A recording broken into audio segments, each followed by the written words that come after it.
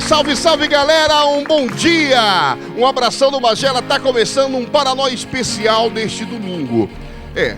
Ainda dá para dizer um bom dia devido a tanta violência que está aterrorizando a nossa capital, o nosso estado, o nosso país. O Paranoia resolveu fazer um programa diferente, sem muita piada, ou melhor, sem piada nenhuma. Um Paranoia para ouvir os jovens, para ouvir o povo, para ouvir você de casa. O que você acha dessa violência que está aterrorizando os moradores da nossa capital? Vamos aplaudir, gente, os nossos convidados. Professor Alain Magalhães, jornalista, blogueiro, web design, ex-coordenador da Câmara de Informática da ACP, professor de marketing, comunicação empresarial e diretor de marketing. Aplausos para o professor Alain Magalhães. Alain, querido, que bom recebê-lo mais uma vez aqui no programa. Obrigado, Magela, pelo convite. Nós estamos aqui para debater aquilo que atinge todos nós 24 horas por dia. Exatamente. Eu tenho aqui também, e com muito carinho que nós vamos aplaudir, o nosso segundo convidado é o Maxi Costa, que é jornalista, cientista político, coordena o Programa de Defesa da Criança e Adolescente do Instituto Universidade Popular. Vamos aplaudir o Maxi Costa. Maxi! Eu agradeço, acho que é importante a gente estar debatendo esse tema com a juventude, que tem sido a principal vítima dessa violência urbana no último período. Ao lado dele está a psicóloga especialista em psicologia hospitalar e da saúde, psicóloga clínica, mestre em psicologia, ela que entende muito bem do comportamento humano, da cabeça da gente, minha querida Bárbara Sordi. Vamos aplaudir a Bárbara. Tudo bom, Bárbara? Tudo bom. Agradecer o convite e a emissora também por trazer esse tema, né, que é tão importante, para que a gente possa refletir algumas questões que às vezes a gente não para pensar um pouquinho. Eu achei muito interessante. Obrigada. Maravilha, obrigado você, querida. Ele que representa um bairro inteiro, um dos bairros mais populosos desse estado, né, da nossa capital. O bairro da Terra Firme, que tem um projeto muito bacana, o coletivo Tela Firme, ele sabe disso, que eu gosto muito. É o meu querido Francisco Batista, que é geógrafo, membro da Comissão de Justiça e Paz da Arquidiocese da Beira, Moçambique, África, integrante do coletivo Tela Firme aqui no Paranoia. Francisco! Tudo bom, Francisco? Muito obrigado pelo convite. Imagina, cara. Quanta honra recebê-los aqui. E também falar um pouco dos meios de comunicação nesse processo todo. Muito obrigado. Legal, beleza. A gente começa o Paranoia falando de um índice que não é muito legal para o nosso estado, muito menos para a nossa capital. Eu tenho aqui em mãos as cidades mais perigosas do Brasil. Belém, senhores, está na 8ª posição, com 48 homicídios por 100 mil habitantes. Minha querida Bárbara, me diz uma coisa, doutora. Oi. Quais os motivos, na sua opinião, que estão gerando toda essa violência aqui na cidade? Não só na cidade, como no país todo, né? Tá. Tem algumas questões que eu acho que são importantes pontuar. Uma, assim, podemos ter um aumento no número de violência, e aí é um dado estatístico, não tem como se negar, mas também não podemos negar que a violência existe há um bom tempo em Belém. Nós temos uma grande parte da população que a gente acaba vendo que fica aquém de políticas públicas, e aí temos jovens em situação de vulnerabilidade. Sim. Quando a gente pega essas pessoas em situação de vulnerabilidade, nós estamos deixando que esses jovens estejam à mercê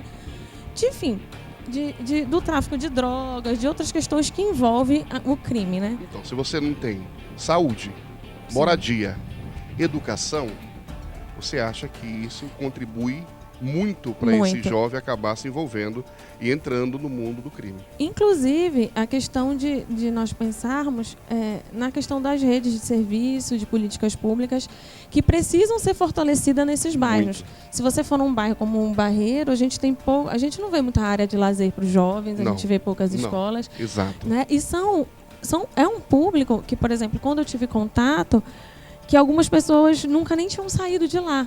Eu escutava relatos de jovens que queriam saber como é uma escada rolante, subir numa escada rolante. Imagina, ou seja, cara, são pessoas que estão sem um acesso a coisas que pra gente parece normal. Tão banal. Porque nós temos algo que alguns estudiosos chamam de invisíveis sociais. Porque, assim, o que chama tanto atenção pra gente quando a gente vê uma criança de 5 anos de classe média ser baleada, e aí a gente sente, lógico, nossa, eu sou mãe, se fosse minha filha, sentiria muito. Sim. Mas porque quando a gente já está tão acostumado e talvez pouco reflexivo, que a gente vê um menino de 5 anos cheirando cola na rua e a gente não Você vê não como tem uma o mesmo violência. impacto, não vê como violência, Aí você verdade. já até às vezes se irrita. Aí de novo, esse menino aqui fica pedindo dinheiro todo Exato. dia. E eu não vou dizer que assim, culpabilizar as pessoas que não que estão embrutecidas ou que talvez não enxerguem esses invisíveis, porque é um fenômeno social, mas de uma forma ou não, também temos uma grande parte da população que está sofrendo e que a gente deixa aqui e não se dá conta desses problemas sociais que vão explodir e acaba afetando outra parcela da população, que é aquela que tem, né, uma família, que tem uma condição financeira para ter uma boa educação, estudo e até, enfim, formar valores. Sim, né? sim. Como é que o bairro se posiciona, a comunidade lá do bairro da Terra Firme se posiciona mediante a esse fato, a essa explosão, entre parênteses bem grande, da violência? As manifestações de combate à violência e essa situação não é de hoje que ocorre, na periferia em especial, Sim. porque é onde há muita incidência desses eventos.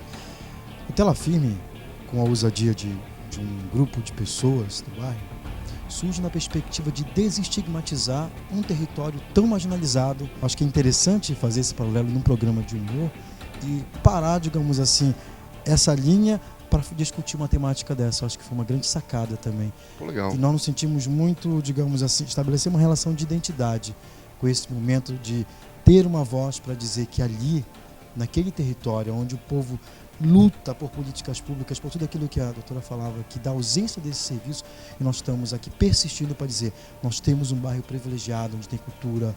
Aqui mesmo na plateia tem atletas, tem pessoas que fazem o cotidiano desse bairro, mas infelizmente a gente só é visto nas manchetes de jornais e alguns programas de TV como aqueles que podem proporcionar a exibição da catástrofe, da desgraça e dos invisíveis sociais. Perfeito. Aquele que a sociedade não quer ver. Maxi, o que poderia ser feito para tentar saciar um pouco mais essa violência toda, essa onda de violência na cidade? Bom, mas eu acho que primeiro nós precisamos investir em políticas sociais no nosso país como um todo. Na última década, por exemplo, em Belém, nós vivenciamos, por exemplo, a extinção de vários programas sociais que muitas das vezes impediam o adolescente de estar na rua. Hoje, por exemplo, um adolescente jovem da periferia, o que é que ele tem de lazer na periferia? Muitas vezes o lazer na periferia é o canto. Ele vai lá para o canto onde ele socializa das diversas formas possíveis e muitas vezes através da prática da violência. Nós temos bairros inteiros em Belém que não tem sequer uma praça pública. A própria Terra Firme, a Praça da Terra Firme é uma praça privada, pertence à paróquia do bairro. O Bengui não tem uma praça pública. O que é que nós temos, por exemplo, de programação cultural da Prefeitura de Belém nas periferias? O que é que nós temos de programação cultural do governo do estado na periferia? Hoje o moleque, para jogar sua bola, ele precisa ter os R$30 da arena.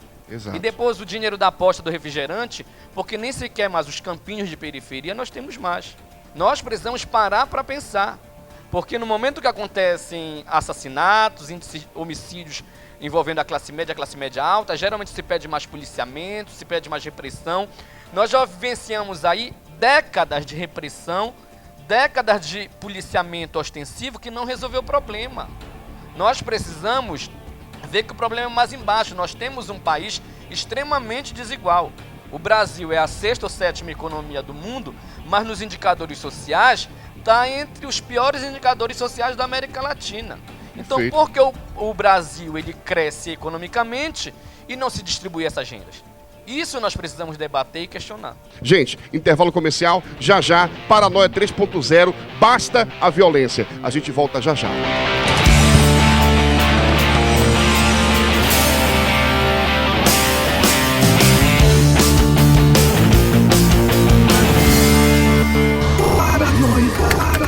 Ok, estamos de volta. Paranoia 3.0, basta a violência. Muito bem. Gente, temos pergunta na plateia. Meu anjo, seu nome, querida? É Isabela Chaves. Eu li um artigo na internet que falava que o Brasil tinha 5 índices da Constituição violados. Esporte, lazer, cultura, etc. E eu queria perguntar se tem uma ausência de posição política para isso. O ECA, ele vai completar 25 anos agora. Na maioria das vezes resumem o ECA aos capítulos que falam das medidas socioeducativas, quando na verdade isso não representa nem 10% do total de capítulos e artigos do ECA, que nós precisamos problematizar. O ECA diz, por exemplo, que é dever do Estado, da sociedade, né, cuidar das suas crianças e adolescentes.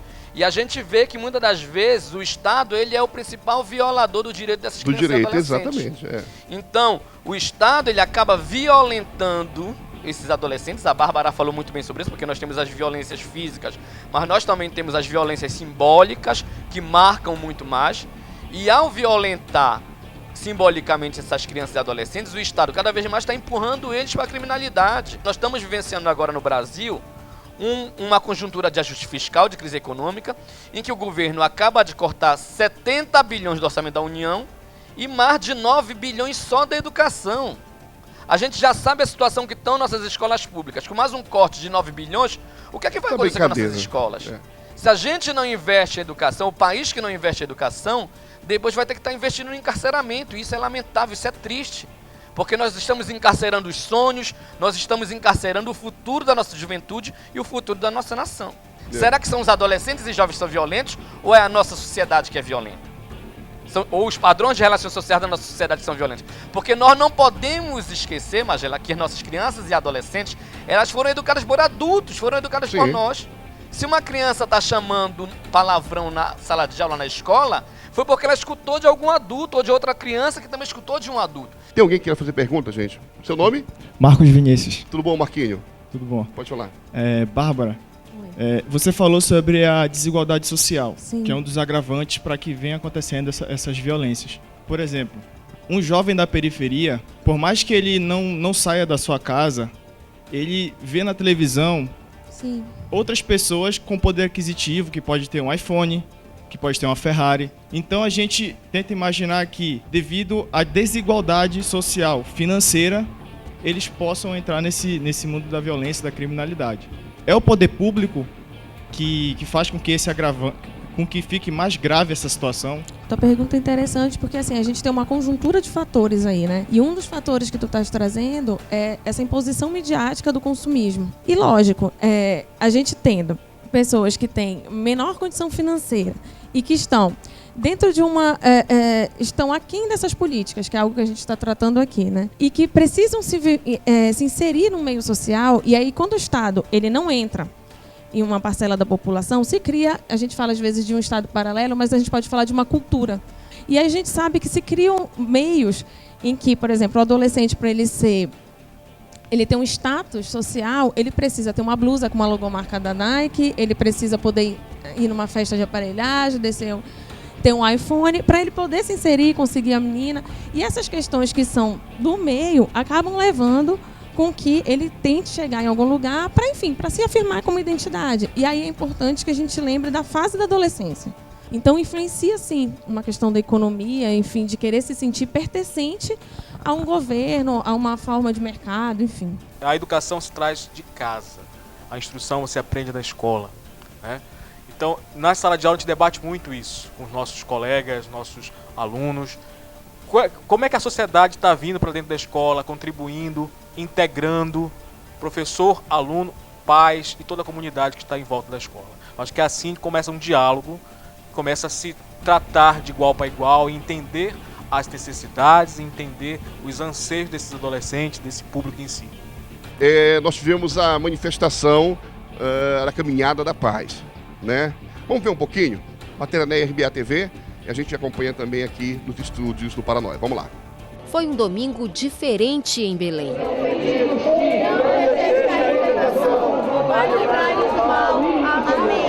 O branco coloriu a Avenida Presidente Vargas e um grito preso há muito tempo ecoou. O grito de socorro. Hoje o nosso estado do Pará ele está pedindo socorro. Não aguenta mais tanta violência. O pedido de paz ganhou a força de muitas vozes. Respeita a ciclofaixa, por favor. Nós temos tão poucas em Belém. Precisamos ir e vir. Nós temos nosso direito. Por favor, paz no trânsito. Mas na caminhada também teve espaço para a revolta. eu estou voltada para um momento que é de tristeza, que é de comoção, pela estupidez que nós perdemos os nossos companheiros, que viviam nessa luta, clamando por justiça, justiça social, para a sociedade como um todo. O percurso contou histórias de sofrimento e mostrou personagens que tiveram o mesmo fim. Lucas, Deise, Feliciana, Hélio, Graciele e centenas de outros. Gente que perdeu a luta contra a violência. Crimes que jamais serão esquecidos. A realidade é difícil, pesada. Hoje no Pará, nem mesmo a polícia se sente protegida. Nós perdemos vários policiais militares para a criminalidade, porque ele prende e a justiça na mesma hora solta. E ele vive refém da criminalidade. A capital paraense já é uma das cidades mais perigosas do mundo. E os índices alarmantes de criminalidade parecem despercebidos para a Segup. Não há nenhum indicativo que recomende a aplicação da Força Nacional de Segurança no nosso estado. Diante de tanta falta de atitude, a união faz a força e a fé tornou-se a única esperança de dias melhores.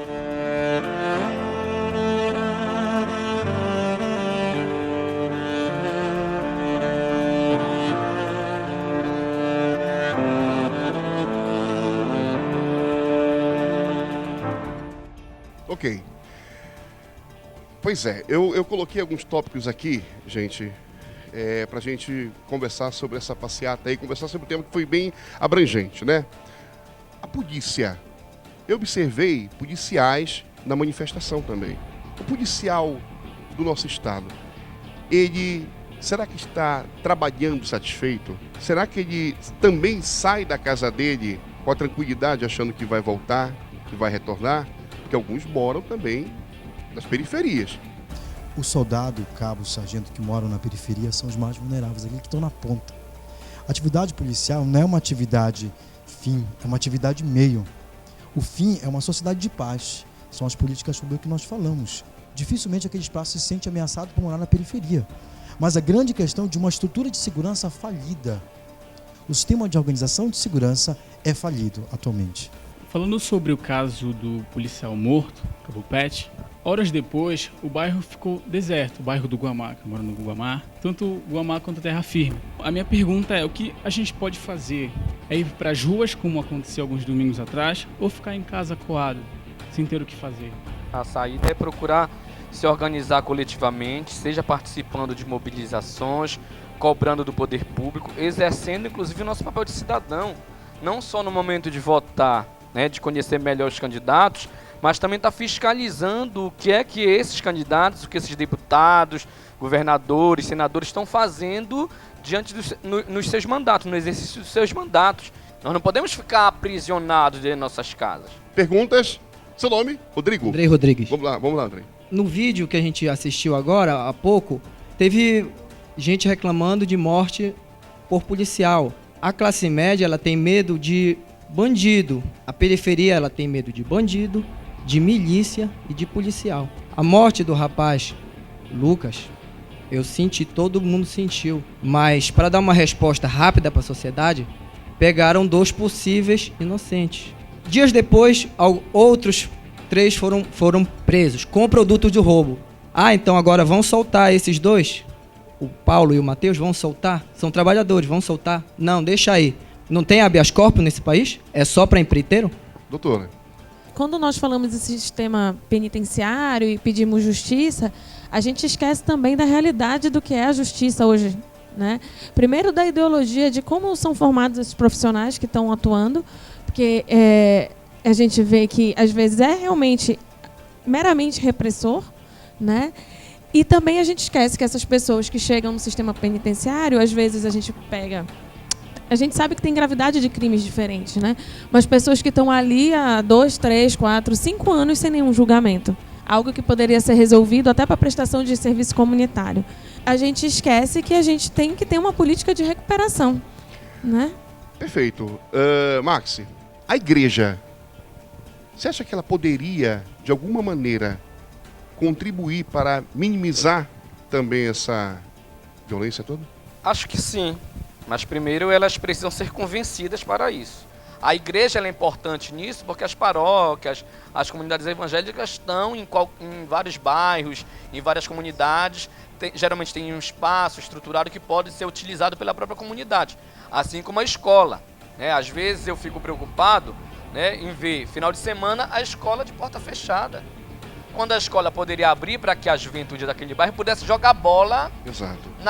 Naquela quadra ou praticar outro esporte naquela quadra. Muitas das vezes os gastos que os governos têm com a educação, por exemplo, no cárcere, seja no sistema socioeducativo ou no sistema penitenciário, é muito maior do que os gastos que teria na escola normal. Porque, por exemplo, um professor na rede estadual de ensino, na rede municipal de ensino, ele dá uma aula para 20, 30 alunos ou até mais do que isso. Um professor, por exemplo, no sistema socioeducativo, ele dá para em torno de 5 meninos quando chega a 5 meninos. Né? Então o custo é muito maior. O governo economizaria muito mais se investisse na educação regular.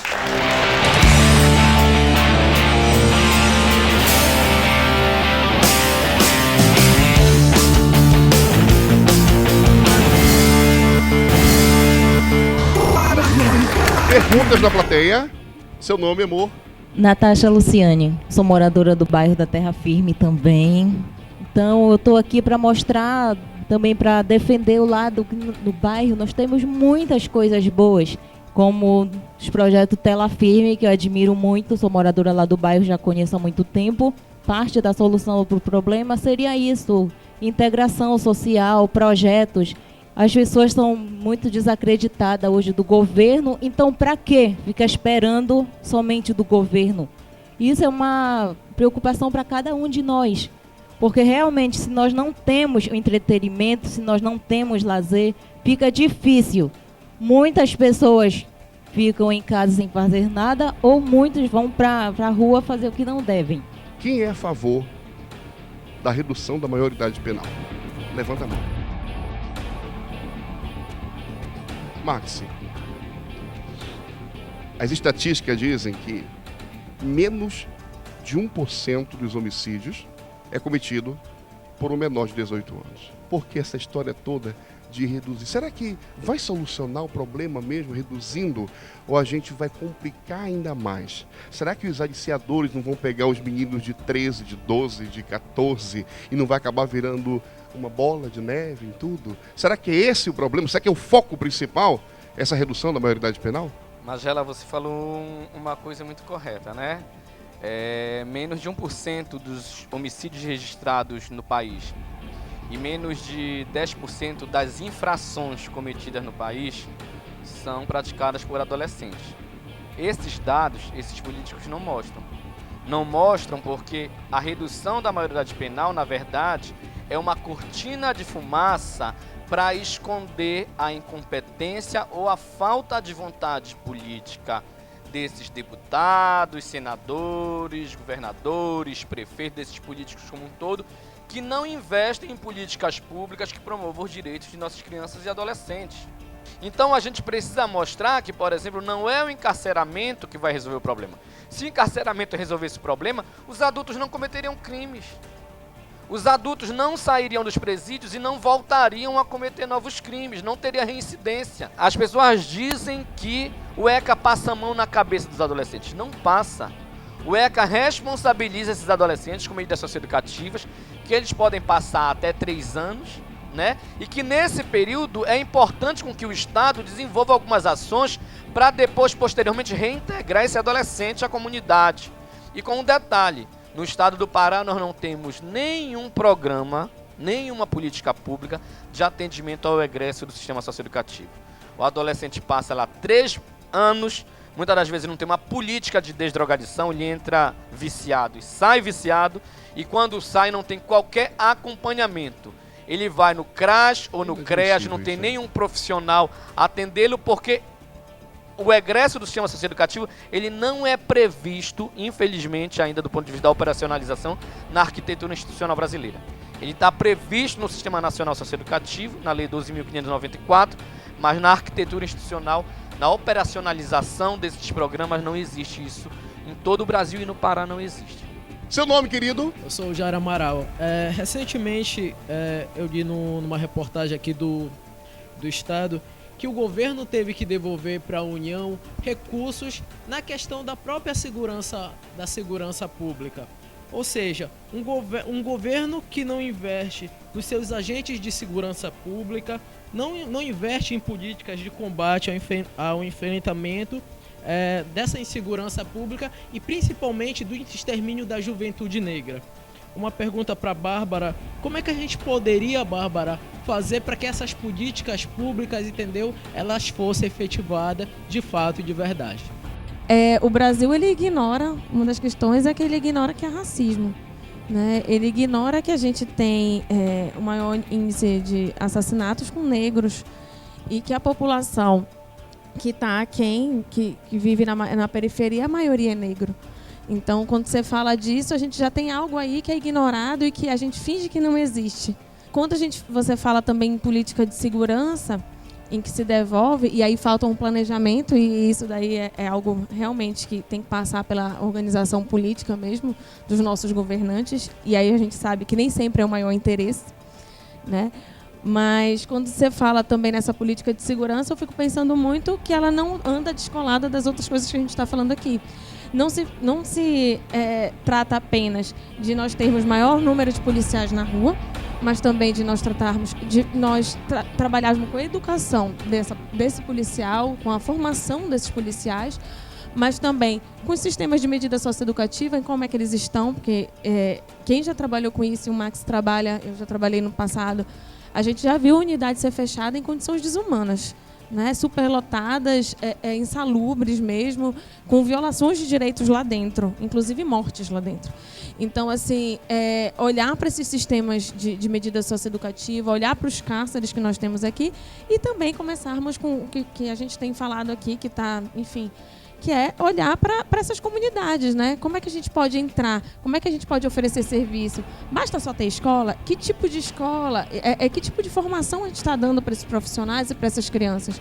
Porque nem é tão só na periferia, né? Eu tenho clínica, mas eu atendo adolescente, por exemplo, que por ter reprovado, as escolas particulares, pagas e caras, não aceitam. Ele reprovou, não quero aqui. Então, que tipo de escolarização, como é que estão sendo feitas essas discussões em nível de governo mesmo?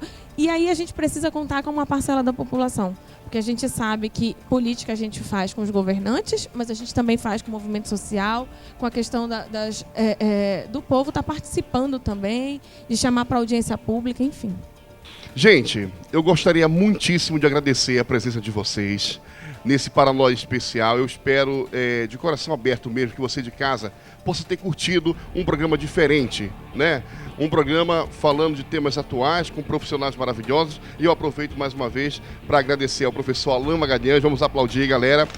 A psicóloga Bárbara Sordi, também ao Francisco Batista e o Maxi Costa, jornalista, cientista político, que vieram dar uma aula pra gente aqui neste domingo especial.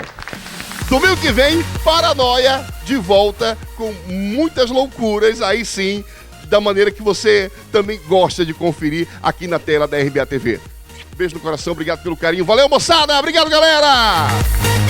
Valeu! Paranoia!